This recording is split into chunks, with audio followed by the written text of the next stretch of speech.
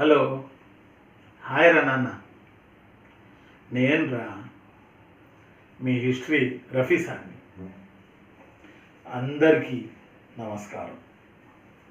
No shake hands, but only నమస్కారం. Right. మరి మనం విజయనగర సామ్రాజ్యం గురించి ప్రీవియస్ వీడియోస్లో చెప్పుకుంటూ వస్తున్నాము.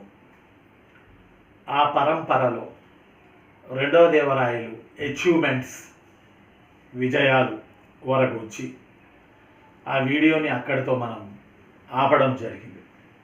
ఈరోజు రెండవ దేవరాయల కాలంలో విజయాలు, దండయాత్రలు, యాక్షన్ ఎపిసోడ్స్ ఇవే కాకుండా మరికొన్ని పోటీ పరీక్షలలో రాదగిన ముఖ్యమైన గన్ షాట్ అంశాల గురించి ఈరోజు మనం చర్చించుకోవడానికి ప్రయత్నం చేద్దాం. నేను మీ హిస్టరీ రఫీ సార్ని. ఈరోజు మనం రెండో దేవరాయలు ప్రీవియస్ వీడియోలో చెప్పుకున్నాం. రెండో దేవరాయలు కేరళను ఆక్రమించాడని, శ్రీలంకపై దండయాత్ర చేశాడని, రెండో దేవరాయలు బహుమనీలతో పోరాటం చేశాడని, గజపతులతో పోరాటం చేశాడని, రెడ్డి రాజ్యాన్ని ఆక్రమించుకొని సామంతం చేసుకున్నాడని ఒక్క ముక్కలో రెండో దేవరాయలు అచీవ్మెంట్స్ గురించి ఈరోజు మనం మాట్లాడుకుందాం. ప్రీవియస్లో ఒక వీడియో కూడా చేయడం జరిగింది. మరి ఇప్పుడు మనం రెండో దేవరాయలు కాలం నాటి ముఖ్యమైన విశేషాలు, ఈ విశేషాల నుంచే ఎక్కువగా పోటీ పరీక్షల్లో బిట్లు అడుగుతారు. ఈ విశేషాలనే మనం ఎక్కువగా గుర్తుపెట్టుకోవాలి. ఈ విశేషాలనే మనం ఎక్కువగా చదవాలి. ఈ విశేషాలనే ఎక్కువగా విశేషాలుగా గుర్తుపెట్టుకోవాలి. ఎప్పటి వరకు చిన్న జాబ్ వచ్చే వరకు చాలు.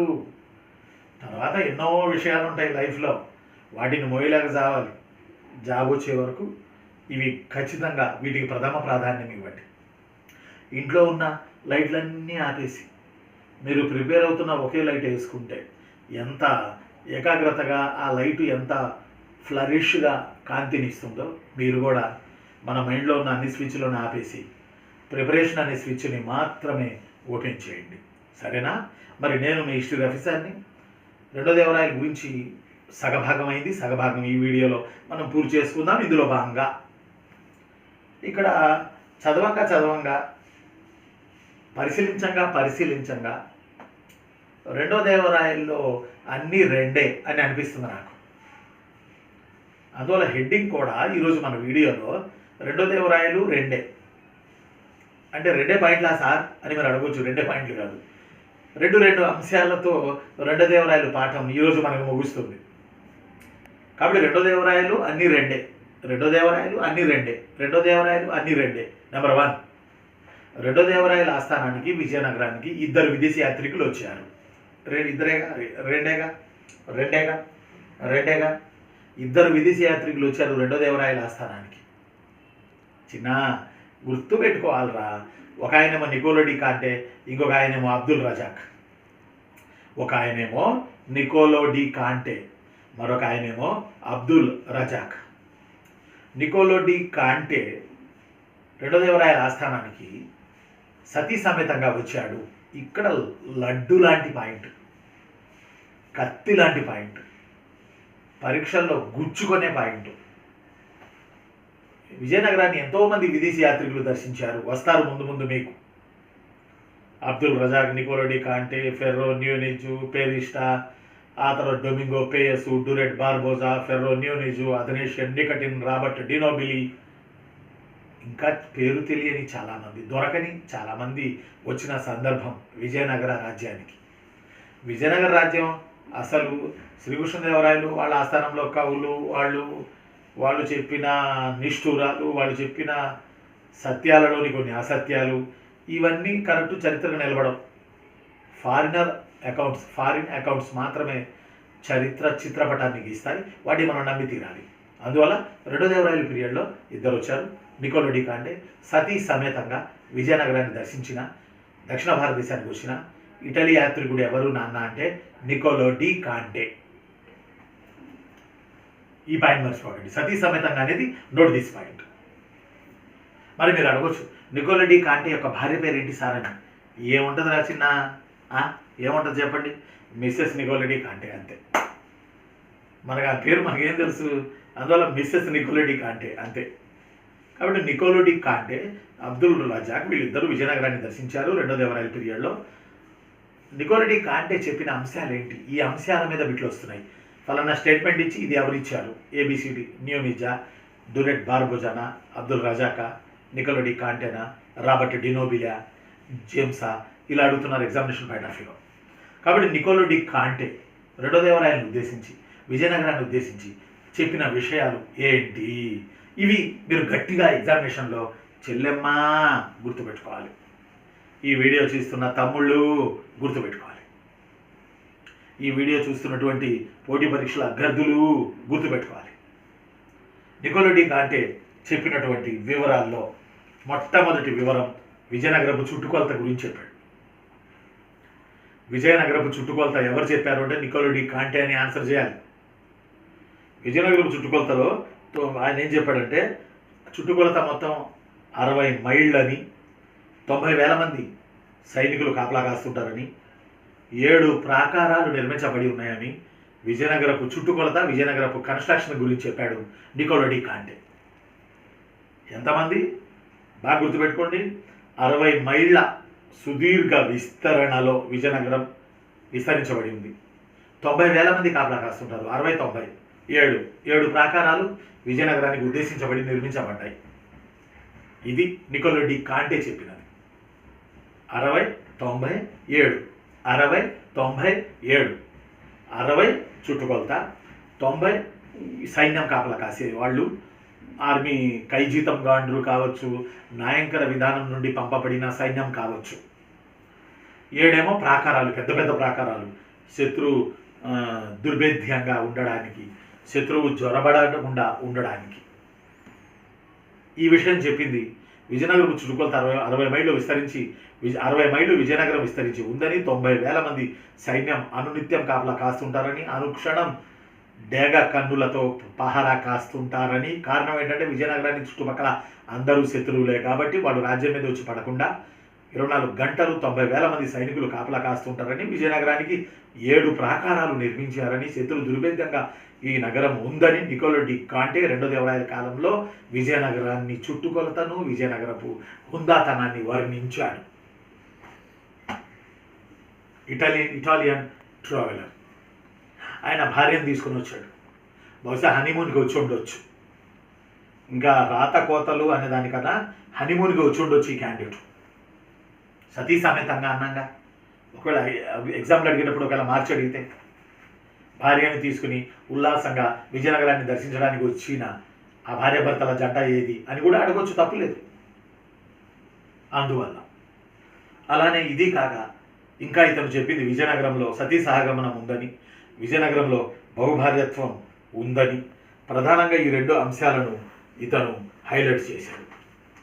నికోలడీ కాంటే విజయనగరంలోని సామాజిక అంశాల్లో సతీ సిస్టమ్ గురించి చెప్పాడు, బహుభార్యత్వం గురించి చెప్పాడు. అంటే మనం నమ్మాల్సిన అవసరం లేదు, కానీ అంటే బహుభార్యత్వం ఇంత సీరియస్గా ఉందని మనం అర్థం చేసుకోవచ్చు. 12,000 మంది భార్యలు రెండో దేవరాయలకు ఉన్నారని అతను రాయడం కొంత ఆశ్చర్యం కలిగించినా, మనకు ఊపిరాడకపోయినా, బట్ బహుభార్యత్వం బాగా ఉండిందని అనుకోవచ్చు అంతే. 12,000 మంది ఆడుంటారు కానీ ఓవర్ యాక్షన్ కాకపోతే భార్యలు, బట్ బహుభార్యత్వం ఉండేదని. కాకపోతే అతను 1200 కాదు 12,000 మంది అని రాశాడు. అలానే రెండో దేవరాయలు చనిపోతే 12,000 మందిలో చాలామంది సతీ సహగమనం చేసి చనిపోయారని కూడా నికోలడీ కాంటే తన రచనల్లో పేర్కొన్నాడు. కాబట్టి రెండో దేవరాయలకి 12,000 మంది భార్యలు, బహుభార్యత్వం ఉన్నది. విజయనగర రాజ్యంలో రాజు చనిపోతే చాలామంది భార్యలు సతీ సహగమనం చేసి రాజు కాలిపోతున్న మంటల్లో దూకి చనిపోయారు. ఇలాంటి ఆచారాలు భారతదేశంలో ఉన్నాయి, డౌన్ సౌత్లో ఉన్నాయని చెప్పాడు. రైట్? ఎవరైనా నికోలడీ కాంటే. ఇక రెండో దేవరాయల కాలంలో వచ్చిన మరో యాత్రికుడు అబ్దుల్ రజాక్. ఇద్దరు వచ్చారని చెప్పినాక అబ్దుల్ రజాక్ పర్షియన్ ట్రావెలర్. ఆయనేమో హనీమూన్కి వచ్చాడు, ఈయనేమో ట్రావెలర్ ప్లస్ అంబాసిడర్, రాయబారిగా వచ్చాడు. పర్షియా రాజు 2వ ఖుస్రో తరపున రాయబారిగా రెండో దేవరాయలు రాజ్యాన్ని కీర్తించడానికి వచ్చాడు రెండో దేవరాయలు. రెండో దేవరాయల ఆస్థానానికి అబ్దుల్ రజాక్. ఈయన ఏమంటాడంటే విజయ నగరపు ఐశ్వర్యాన్ని వర్ణించాడు అబ్దుల్ రజాక్ రెండో దేవరాయలి కాలంలో. విజయ నగరపు ఐశ్వర్యం అంటే ఇంత ఐశ్వర్యవంతమైన నగరాన్ని నా కళ్ళతో నేను ఇంతవరకు నా ఇన్నేళ్ల వయసులో నేను చూసి ఉండలేదు. ఇకపైన నా కళ్ళు ఇలాంటి భాగ్యమైన ఇలాంటి నగరాన్ని నా కళ్ళు ఎప్పటికీ చూడజాలవు. ఇంతకుముందు ఎన్నడూ చూడలేదు ఇంతటి ఐశ్వర్యాన్ని, ఇంతటి గొప్ప నగరాన్ని. ఇకపైన ఇలాంటి నగరాన్ని నా కళ్ళు చూడజాలవు, నాట్ సీన్ అని అన్నది ఎవరు అని ఎగ్జామ్లో వచ్చింది. అబ్దుల్ రజాక్, గుర్తుపెట్టుకోవాలి. అని షార్ట్కట్లో ఆహా ఓహో, ఆహా ఓహో, ఆహా ఓహో అంటే అలా వర్ణించాడు విజయనగరం గురించి. గతంలో ఎన్నడూ ఇలాంటి నగరాన్ని నేను చూడలేదు, ఇక పైన కూడా నా కళ్ళు ఇలాంటి నగరాన్ని చూడజాలవు అన్నాడు అబ్దుల్ రజాక్. ఇదే కొటేషన్ అడిగి ఇది ఎవరన్నారు అని అడిగిన రోజులు ఉన్నాయి ఎగ్జామినేషన్ పాయింట్ ఆఫ్ వ్యూలో. ఆ తర్వాత అబ్దుల్ రజాక్ ఏమన్నాడంటే రెండో దేవరాయలకి 4,000 మంది భార్యలు అన్నాడు. ఆయనేమో 12,000 అన్నాడు, ఈయన 4 అన్నాడు. మరి 12 వాస్తవమా, 4 వాస్తవమా, లేదా 12 + 4 16 వాస్తవమా? ఇది మరి చరిత్రకారులకే పుస్తకాలకే వదిలేయాలి మనం. ఏదేమైనా బహుభార్యత్వం ఎక్కువని, రాజులు సైతం ఎక్కువ మంది భార్యలు కలిగి ఉండేవాళ్ళని అబ్దుల్ రజాక్ తన రచనల్లో పేర్కొన్నాడు. ఆయన 12,000 అన్నాడు, ఈయన 4,000 అన్నాడు.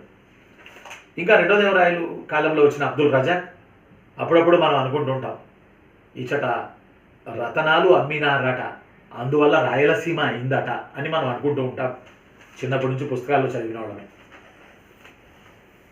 ఈ విజయనగర కాలంలో రత్నాలు, వైఢూర్యాలు వీధులలో రాసులుగా పోసి అమ్మేవాళ్ళంట అనే మాట మనం చాలాసార్లు విని ఉంటాం. ఈ మాట చెప్పింది అబ్దుల్ రజాక్. ఇది కామన్ మాట. విజయనగర వీధుల్లో రత్నాలు, బంగారం, వజ్రాలు, వైఢూర్యాలు రాసులుగా పోసి అమ్మేవాళ్ళంట అని చెప్పి చిన్నప్పుడు కథలు చెప్పేవాళ్ళు. అది విజయనగరం అనగానే అందరికీ తెలిసిన నానుడి. నిజానికి అది ఎవరు చెప్పారు అని వస్తే, శాస్త్రీయంగా వస్తే అబ్దుల్ రజాక్ అని మర్చిపోవద్దు. అలానే విజయనగరంలో 300 ఓడరేవులు ఉన్నాయని చెప్పాడు అబ్దుల్ రజాక్.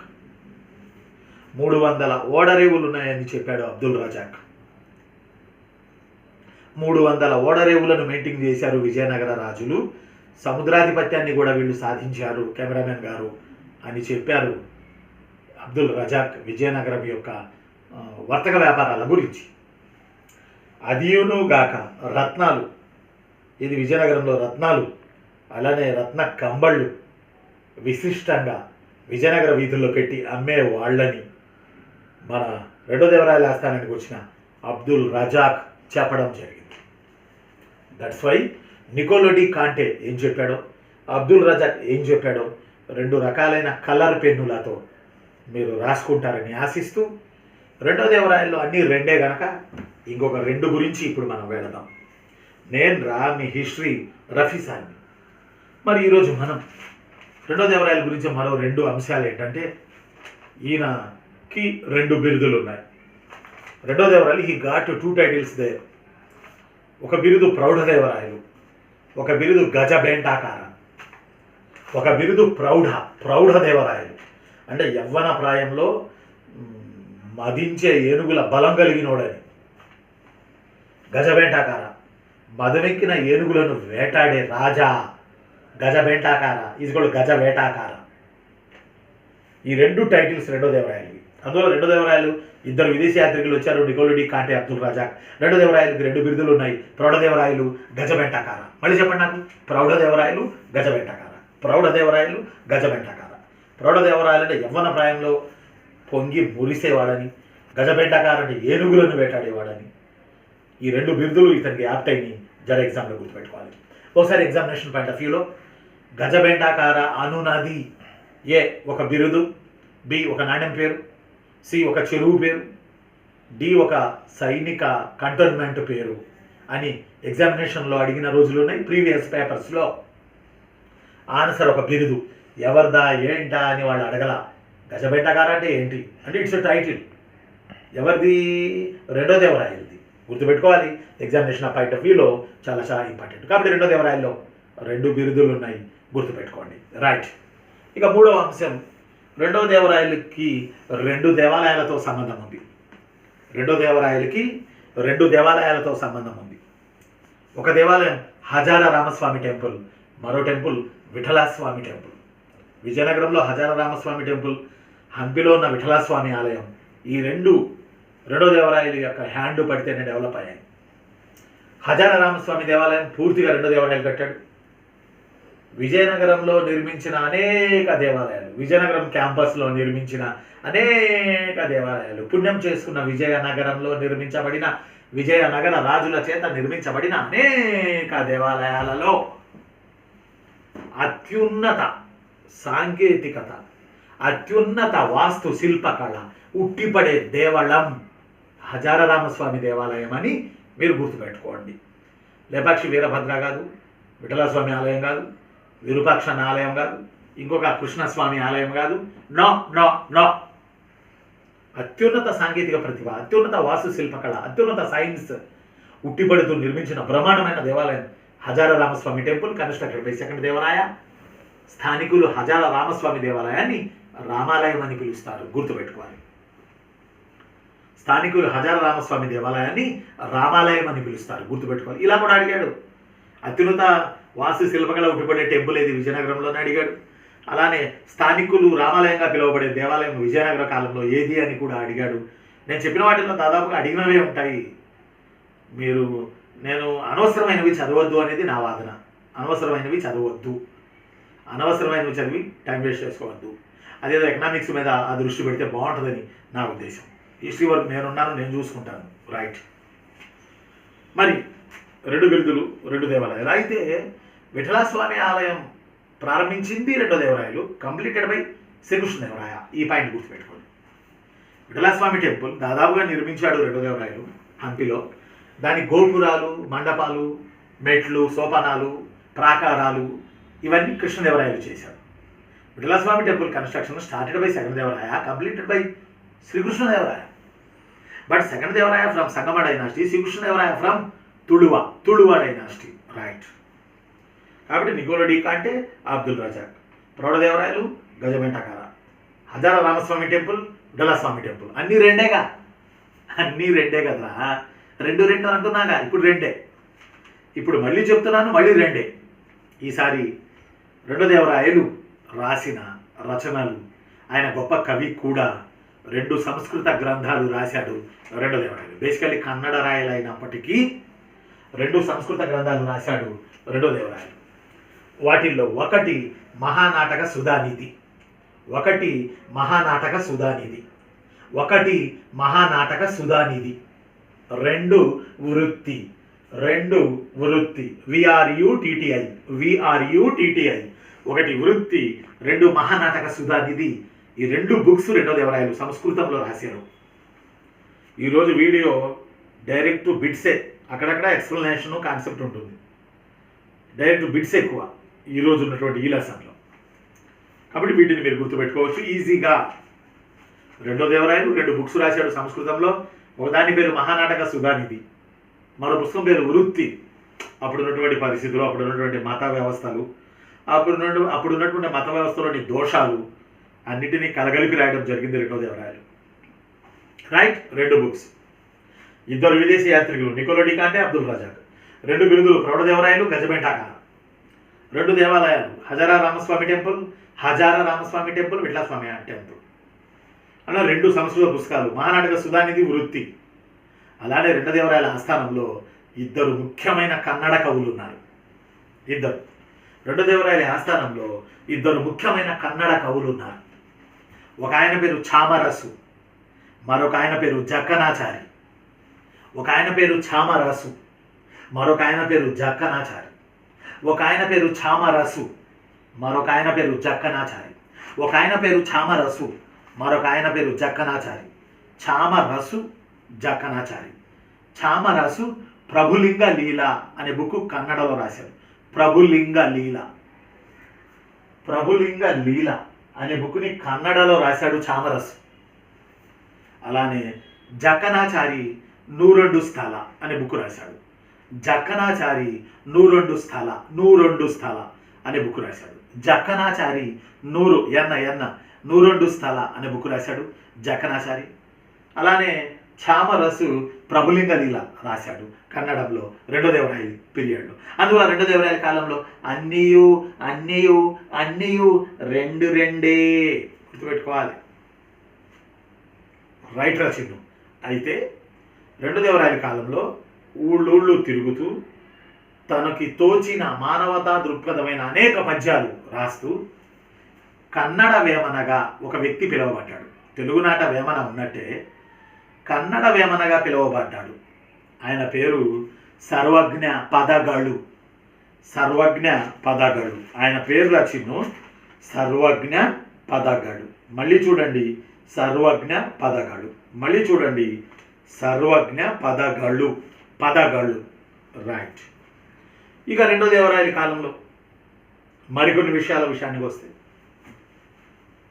ఈయన తన సైన్యంలో తురుష్క విలుకాండ్రను చేర్చుకోవడం మొదలేసిన రాజు అని మనం చాలాసార్లు చెప్పాం.